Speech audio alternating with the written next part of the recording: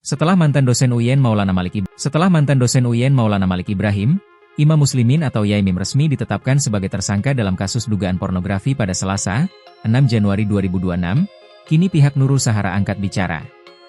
Penetapan Yaimim sebagai tersangka setelah penyidik unit PPA Satreskrim Polresta Malang Kota melakukan tahapan gelar perkara.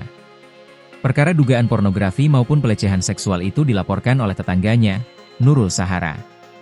Dari laporan tersebut, dilakukan gelar perkara dan hasilnya penyidik menyimpulkan telah terpenuhi unsur pidana.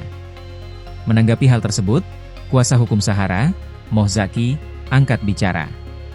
Ia pun mengapresiasi langkah cepat Satreskrim Polresta Malang Kota dalam menangani perkara tersebut.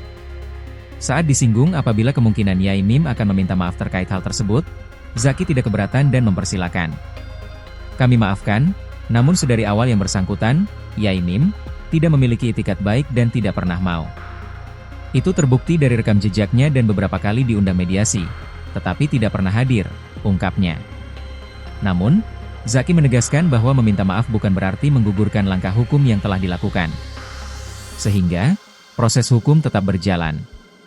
Diberitakan sebelumnya, kisruh tetangga antara ex-dosen UIN Maulana Malik Ibrahim Malang, Imam Muslimin atau akrab disapa Yaimim dan Sahara terus berlanjut lewat proses hukum.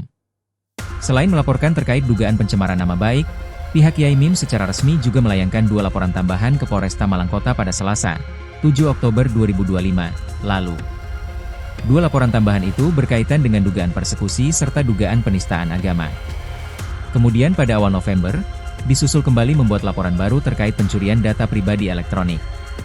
Sementara itu, Sahara juga membuat laporan tambahan pada Rabu, 8 Oktober 2025, lalu dengan melaporkan Yaimim atas dugaan pornografi dan pelecehan seksual.